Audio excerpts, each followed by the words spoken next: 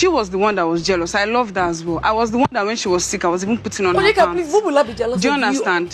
So I don't want to go back and forth. We can be civil here. You're very intelligent, like you said. No, I'm giving you. So what am I jealous about? I have a question. Hi guys, welcome back to my YouTube channel. I am Guzzy and this is Chats with Guzzy. Please, if you're yet to subscribe, kindly click on the subscription button and click on notification bell so you can get notified whenever I post any new video. On this particular video, we're here to talk about the day 2 of the reunion for the No Lose Guard season. That's season 9 of bigbrothernaija. Yes. And I mean, before we start up this video, let me just give some people their flowers. Yes, starting with Chinwe. I mean, Chinwe owned up to her shit this night. Chinwe accepted that she was wrong. And I mean, she just showed a level of maturity. Yes, and I'm all for it. Yes, Zion, on the other hand, just showed that, I mean, he's a douchebag and he does not mind being a douchebag. Yes. And then we saw Handy that was trying to caution her sister from afar. Both hand signals, though, calling Wanni's name. I mean, what did Handy not do this night? Touching her hair, do it. I'm like, hey, Wanni, you have listened to your sister now. But let's start properly now. And we're going to start from the second gist. Yes. Let's start with the whole Nelly, Chinwe, and Zion situationship. Now they have started with showing the videos that had to do with that whole quarrel for the jewelry. Chinwe going all out, Ruthie telling Chinwe that, I mean, she saw it and she had placed it somewhere and all that. With the whole Chinwe and Nelly fight when Chinwe came back. And Ebuka just wanted to understand what was all that. And then Chinwe has started from the beginning. And for her, she said it's normal to form perspectives from how you see people. At first, she had explained that, I mean, Nelly had prepared plantain and beans and it had upset her tummy. She was going to toilet and all that. So for her, it was a thing of, why this girl go cook and I go chop and they go toilet? You get? So she was venting to Zion, who was her person then. You get? That she affirms that, yes, that statement was unnecessary, but it happened. You get? And then she started talking about the whole jewelry situation. For her, that whole jewelry situation, her locker and Nelly's locker are close by. Yes, they are side by side. So she expected that if you find something that is not yours, you don't go around asking all the other housemates except me. You ask me because we share locker side. So you ask me, this guy, is this yours? And hear my answer. So yes, that happened. And then she had gone ahead to say that, I mean, she knows that that's not an excuse and her lash out was she shouldn't have lashed out that way. And then Nelly had said that, I mean, she's a chef. She doesn't go to people's houses to cook. Yeah, she was trying to correct the impression because for her, she did not get why she was being slut-shamed for being a chef. Yes. And Zion was just trying to justify nonsense, if you ask me. He was talking about how that statement came from his own experience outside the house. That was why he felt that way. And Ebuka tried asking him, this guy, why would you feel that way in particular? Like, what about her gave you that this year? And he insisted that, I mean, that's his experience outside the house. So that's why he drew that conclusion. According to Chinwe said, no, it's not prostitution or a shower or anything like that. It's pussypreneur. That gave me a good laugh because I'm like, Chinwe, which one be pussypreneur again? Well, Nelly felt like from day one, I mean, she liked Chinwe. And for her, she was surprised because Chinwe, she just felt like Chinwe kept coming for her. Yes. And Chinwe had told her that, I mean, when she returned back into the house, she had tried apologizing. That she had approached her to tell her that they would have a conversation and all that. But that conversation never happened. And in that conversation, when she had returned into the house that she told Nelly that they would have, she actually wanted to apologize. Yes, because she felt like she stereotyped Nelly and that is something that she would not want to be done to her. So for that, she is sorry. Yes. Well, Nelly felt like that whole jewelry thing was a setup. Yes. And for her, they had said it the previous day that they were going to mess her up. They were going to set her up and all that. And they did that. And Chinwe had stated that if it was a setup, she did not know. Yes, she was oblivious about that. She just flipped seeing her jewelry outside. Yes. And she can say, yes, she overreacted, but she had flipped. And Chinwe had genuinely apologized. Yes. And Chinwe before then has stated that, I mean, Nelly had also called her names. And Nelly has stated that no, that she only said that Chinwe was, because Ebuka had said names like what? And Chinwe had said fat and ugly. And Nelly had said that that happened when they had given them a fit to wear, and Chinwe was carrying face, talking about how she cannot wear anything with her, Nelly. And she just felt a certain way about it. And then she lashed out. You get? And that was how Nelly had accepted Chinwe's apology, because I mean, it was genuine. However, Zion was talking about how, I mean, he has not seen the clip, that him and Nelly don't talk, that he said what he said in passing, and he apologized for that. Yes, he actually said, I apologize for that. I said it in passing. But he was making excuses for what he said. So that line of, I apologize for that, and then there were several excuses and all that. So when Nelly was asked if she accepts his apology, she said she did not hear the apology. And for Zion's male ego came in play. Yes, because Zion was like, you're not hearing, no problem. And he left it at that. And for me, I'm like, you hurt this girl. I mean, you stereotyped her, talking about how she's a chef that sells food and food. She goes to people's house to serve herself on a platter. So, I mean, if the girl says she did not hear the apology and you actually meant the apology, you apologize again. Yes, because now you fuck up. You don't fuck up and expect that because you said one sorry, they will listen to you. For me, Zion totally messed up, yes, and Zion does not own up to his shit, because what was all that? Why are you telling the girl that you said it in passing, you did not see the clip? Whether you saw the clip or not, it does not change what you said about her. Well, Zion needs to grow up, I beg. Now, moving from that, let's go over to the whole Onyeka and Wanni's dynamic. Now, for this particular one, I just felt a certain kind of way. I watched the show. You see that whole thing of Onyeka saying that Wanni had called Victoria Mrs. Mbadiwe. And Wanni saying, no, Wanni actually did call waiting be her name, Victoria Mrs. Mbadiwe, in passing, and they had laughed about it, her, Andy, and Victoria, and it was when they were doing their makeup. Now, that is not even, for me, it's not meant to hold weight in this particular matter. It's not meant to hold weight in this subject matter. Reason being, Onyeka is saying that Wanni is jealous of her. And that is why this whole friction. And I'm like, Onyeka, let's calm down. Let's say, yes, Wanni is jealous of you because you put yourself in a situation where she complained that she did not like. She had a situationship going on with a guy, and you put yourself there, knowing fully well that the girl was not okay with it. She spoke to you about it. I mean, for me, Wanni has every right to be jealous in the first place.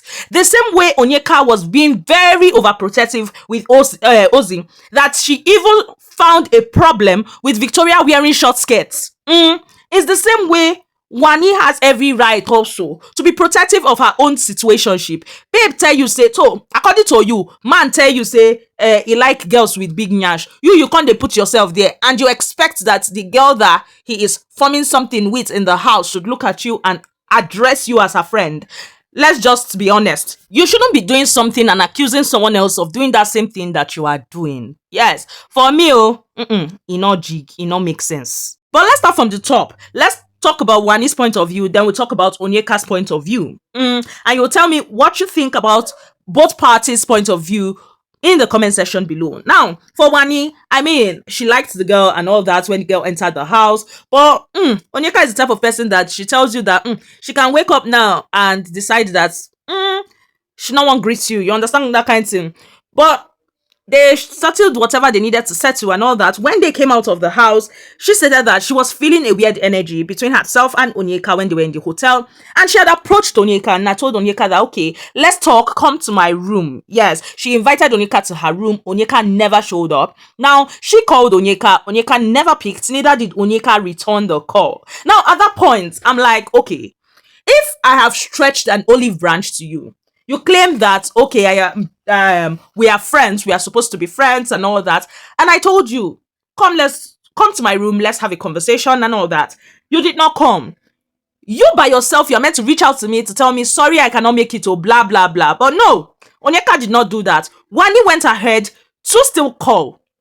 Onyeka did not pick, neither did she return the call. And for me, I'm like, kilode. And for Onyeka feels like Wanni is jealous of her. Yes, Wanni is insecure of her big ass, as usual.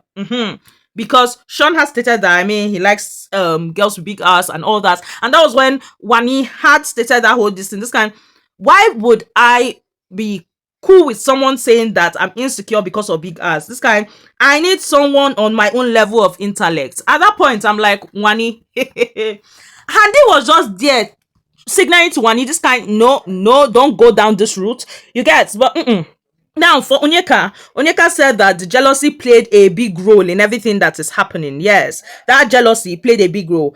And if Wanni claims to be smart, as she says she is, then the question she would have asked is, how did she know that Sean likes women with big ass? And for me, I was like, it's not your business. Why are you inserting yourself? And this is the same thing I felt during the show. Why do you keep inserting yourself in a relationship that is not yours? You keep claiming this person is your friend. You're flirting with the person. You're expecting that the person he has a situationship with in the house should be fine with it.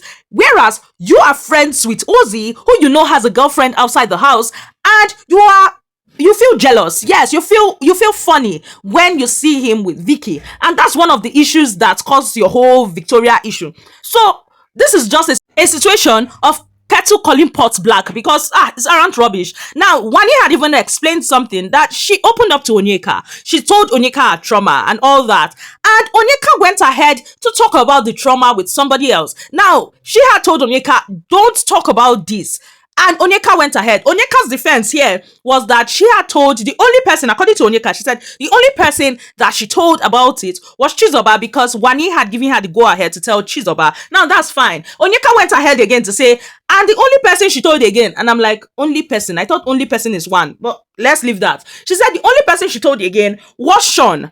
And for Wanni is like, how do you go and tell someone a trauma I had that I confided in you? How do you go and tell a guy that you know I'm interested in? Like, how do you want him to look at me? And I get where Wanni is coming from. You are sabotaging me. This is just plain sabotage. Because how is it that I tell you things, I consider you a friend, and then you go ahead and you do what you did? And before I knew what was going on, Onyeka started talking about how when it's her turn, people don't give her grace. And I'm like, what are you talking about, Onyeka? The next thing I started hearing is that when she was meant to go to the room, I mean, she got a call from her fans telling her that they wanted to gift her and all that, so she had to go. I'm like, okay, Onyeka, they are still gifting you. Bilal said they are still gifting you, because I don't understand. You had to go. Fine. Nobody is saying you should not go and get gifts. Nobody is saying you should not interact with your fans. But what happened to calling back? Like, when you see a missed call, when someone calls you, you don't pick, you call back out of courtesy. For me, this whole thing is messy in the sense that Onyeka feels or knows that Wanni is jealous. Now, you know that this baby is jealous, and she's jealous because of a guy, right? A guy that she's in a situationship with, Abi? Then they kiss, then they sleep for the same bed, and all that. And then you see no problem with it, freestyling, flirting with the guy, being all over the guy, and you are covering the whole thing with, we are friends. We are friends. That's why, if you have been listening to my videos, I said something. I said, Onyeka is a guy's girl, not a girl's girl. Because a girl's girl will know that, okay, I'm not meant to draw this, like, I'm not meant to go close to this boundary. I should set boundaries. Why a guy's girl will be like, you know what, F it. Nothing is happening, so let's just go there. And then Victoria's name kept coming up, that they were calling her Mrs. Somebody and all that. I mean, it was just a lot. Onyeka and Wanni both doing, that's a lie, that's not a lie. Well, for Sean said, I mean, he lies in the middle, but I mean, he is not the issue. Yes, that he told both of them in the house that they had a fake friendship. And for him, he kept his communication and all that with Onyeka in the house, and he does not know whether he categorically said that to her or not, but he knows that he is not the issue here. Yes, both of them, they have their own issues. And outside that, for him, at that point in time, that first week that he might have said what he said, himself and Wanni, he had not officially asked her anything yet. They were just vibing and all that. Obviously, he got serious along the line, but at that point, nothing, like, it wasn't as serious. So he was just trying to build connections, which Wanni affirmed that for her, some conversations were not necessary. That some conversations that Sean had with Onyeka were not necessary. However, I mean, he had reassured her that, you know what, nothing was going to happen and all that. And for her, that was enough. You get? So she was fine with it from the moment Sean had spoken to her and all that. But I mean, that whole thing with Onyeka just didn't happen. And I understand though, because I'm like, okay, what happened in the house happened. You people tried to clear shit up and all that. Towards the end of the game, you people were cool. Yes, I mean, two of you even did tour when DCR were evicted and all that. You people were cool. And then all of a sudden, you guys got out and there was a weird energy. She felt a weird energy after a few days in the hotel and she approached you. If you felt like, okay, you people did not have anything, like, you get now, you did not have anything bad about her in your heart and all that. When she approached you, you for tell her, say, babe, I go come. Or you for tell her, say, babe, I know they come. You get? Be straight with her so she knows what's going on. And when you could not make it, you would have called. Because I don't understand how an excuse is fans gifting. Okay, they still they gift you. Because it's like they have been gifting her from that day till now. She hasn't had space to even look at her phone or breathe. Because I cannot understand that for the life of me. But if you feel any different, just let me know your thoughts in the comment section below. Well, Victoria wanted to talk, but was told to hold on. My last thought on this particular reunion is that, I mean, watching today's episode especially, you could tell that it was edited. They had done several editing. And for me, the editing was just too much. Yes, at some point, I felt like the gist and all that wasn't even flowing again. Yes, and I mean, I feel like these people should stop over-editing or they should even give us live reunion show. Yes, may we see everything as they happen, the way we watch the show live. This is my own thought too, but let me know your thoughts on that in the comment section below. Yes, guys. Well, bigbrothernaija page had posted that picture of Wanni and had said, me when I see my ex in public. And to that, Wanni had responded with an emoji, and Victoria had, because apart from that, she had also written only one Wanni. And Victoria had also commented with the whole girl and laughing emoji. So that's all I have for you guys on this particular video. Please, if you yet to subscribe, kindly click on the subscription button and click on notification bell so you can get notified whenever I post any new video. Let me know your thoughts in the comment section below. Do you feel Wanni is jealous? And if yes, do you feel she has every right to be jealous?